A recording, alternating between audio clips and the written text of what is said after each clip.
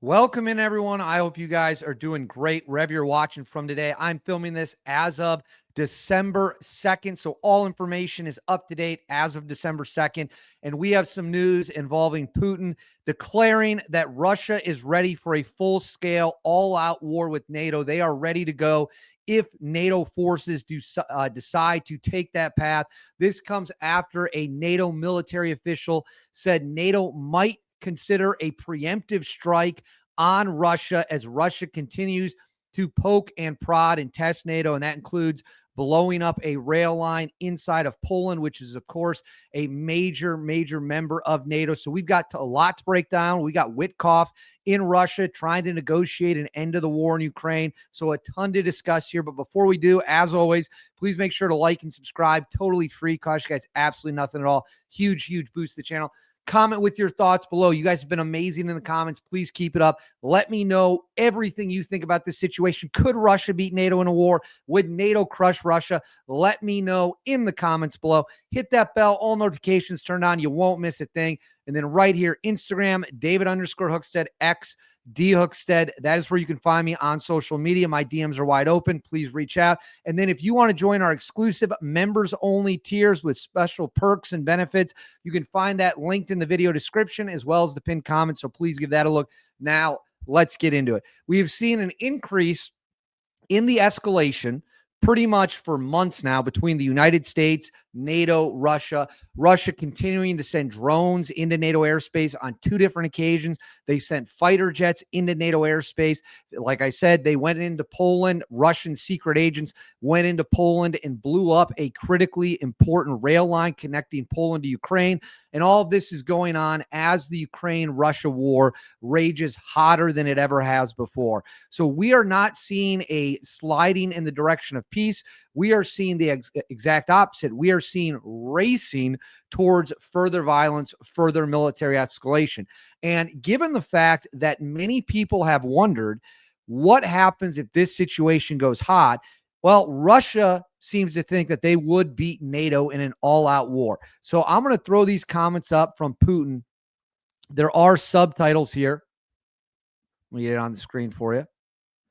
Putin declares that Russia, while they don't seek war, is ready for a massive war with all of Europe and all of NATO right now. Let's watch this. Мы собираемся воевать с Европой, я уже об этом 100 раз сказал. Но если Европа вдруг захочет с нами воевать и начнет, мы готовы прямо сейчас. So right there, I'll pause that on the screen. So Putin is declaring right now that Russia is, quote, we are ready right now for an all-out, full-scale war against NATO, the United States, and our European allies. And again, this is important because they've already committed acts of war against NATO, which led to NATO saying we might preemptively hit them. You can't go into foreign countries and bomb their rail lines and call it anything other than a complete and total act of war. So that is the fact of the matter. It is an act of war, and now Russia is saying, oh, wait, actually, we might, or not say we might, they're saying we are ready right now for a full-scale war with the Europeans, with NATO, with the United States. Now, I also want to make it clear here that if Russia and NATO get into a conventional fight, NATO will steamroll Russia. No question about it. Russia has a total, they believe, of 10 Su-57 stealth fighters. It is unknown how many are operational. They have no stealth bombers. They wouldn't be able to control the airspace whatsoever. They would be sending out old MiGs to fight F-22s and F-35s, and then B-2 bombers, the B-21 Raider. The fact of the matter is NATO is better trained, better equipped, much better equipment. And while Russia has a lot of men that it can throw into the meat grinder like it has in Ukraine, the fact of the matter is that's only going to mean so much at the end of the day. Overcoming the advantages that NATO has would be borderline impossible for the Russians. And Putin knows it. After all, they can't even take over all of Ukraine, which leads me to this. So it says, this comes from The Guardian. It says, Witkoff in Moscow for talks as Putin claims to have taken key Ukrainian city. Trump envoy lands in Russia as Putin hails important capture of Pokrovsk, I believe is how it's pronounced, although claim is disputed by Kiev. So it says Vladimir Putin has claimed Russian forces have taken control of the strategic city of Pokrovsk in Ukraine as he sought to project confidence before a key meeting on Tuesday with a U.S. delegation to discuss a possible peace deal to end the war. Dressed in military fatigues during a visit to a command center on Monday evening, the Russian president hailed what he called the important capture of Pokrovsk, once a major logistical hub for the Ukrainian army, though Ukrainian officials later disputed the claim. This is a quote from Putin. I want to thank you. This is an important direction. We all understand just how important it will ensure solutions going forward to tasks that we initially set at the beginning of the special military operation. Ukrainians military on Tuesday denied the city had fallen, saying its forces remain in control of the northern part of the city. And then right here, let's see if they've got the Witkoff part. All right. Putin's carefully choreographed appearance with the military came on the eve of talks with the U.S. delegation led by President Trump's special envoy, Steve Witkoff. Witkoff, accompanied by Trump's son-in-law, Jared Kushner, arrived in Moscow on Tuesday after holding discussions with Ukrainian officials in Florida on a possible negotiated settlement. A team of senior Ukrainian envoys met U.S. officials on Sunday to discuss proposed revisions to a 28-point plan developed in earlier U.S.-Russia contacts, a roadmap to peace that dramatically favored Moscow. So as we know, that 28-point plan has been dropped. That is not the plan they are going with anymore. Now they have a revised, I believe, 18 or 19-point plan, which is much more favorable to the Ukrainians. So ahead of these peace talks, a NATO military official, as I talked about in the beginning of the video, threatened a preemptive strike on Russia. It says right here, NATO may carry out a preemptive strike. For the first time, the alliance is discussing the possibility of preemptive strike on Russia in response to his hybrids attack. Admiral Giuseppe Cavo Dragone, the head of NATO's military committee, told the Financial Times.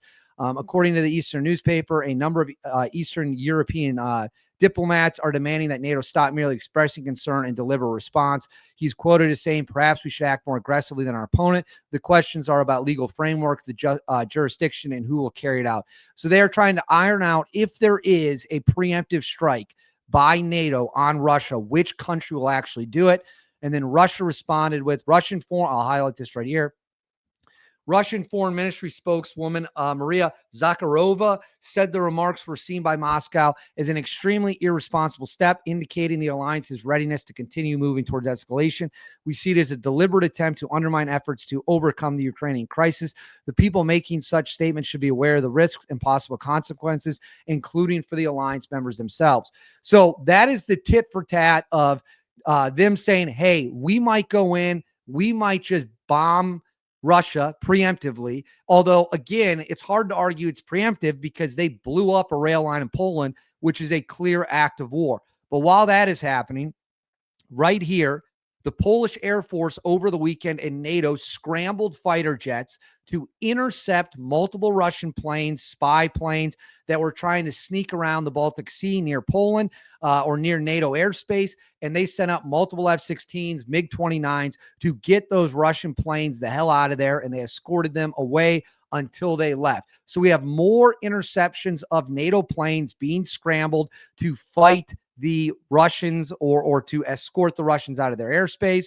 And then right here, we also have some more combat footage. I have to mute the screen here.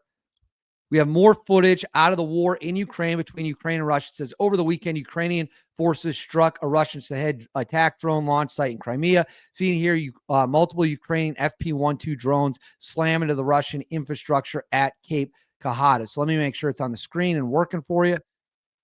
There you go.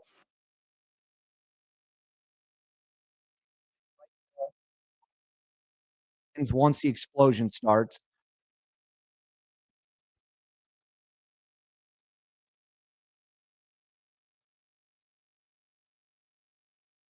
Coming in, ready for impact,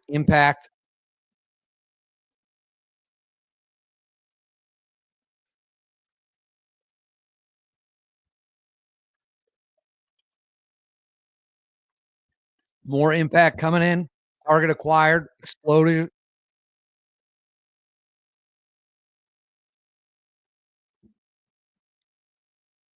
and then boom. And then right here, we've got some footage. Gotta get this teed up. Let me unmute it for you because this one you can listen to.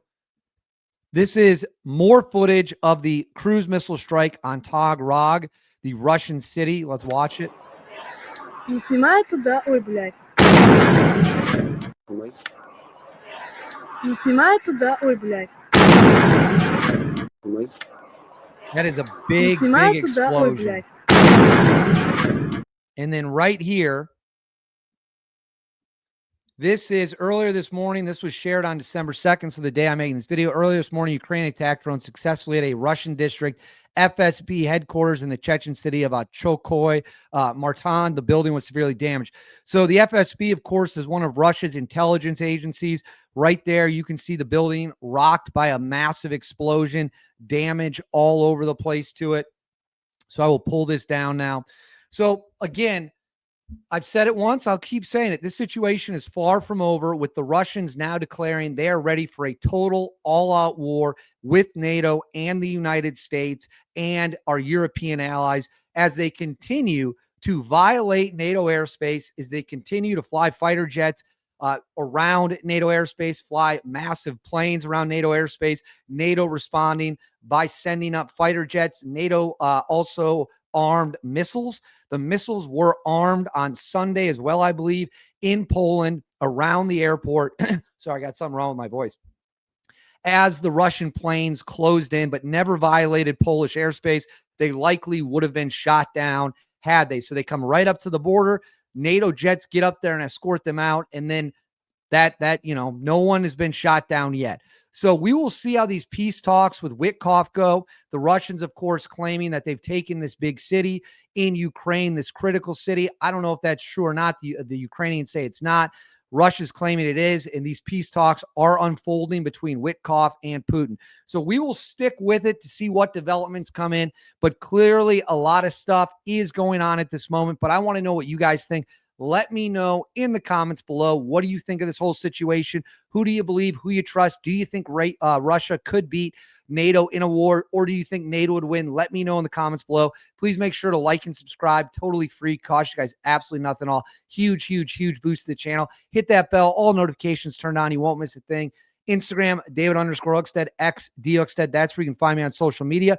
My DMs are wide open. Send any tips you got. And if you want to join our members only, you want to become a member on the page, the link is in the video description box and in the pinned comment. I hope you guys do. I'll see you all next time.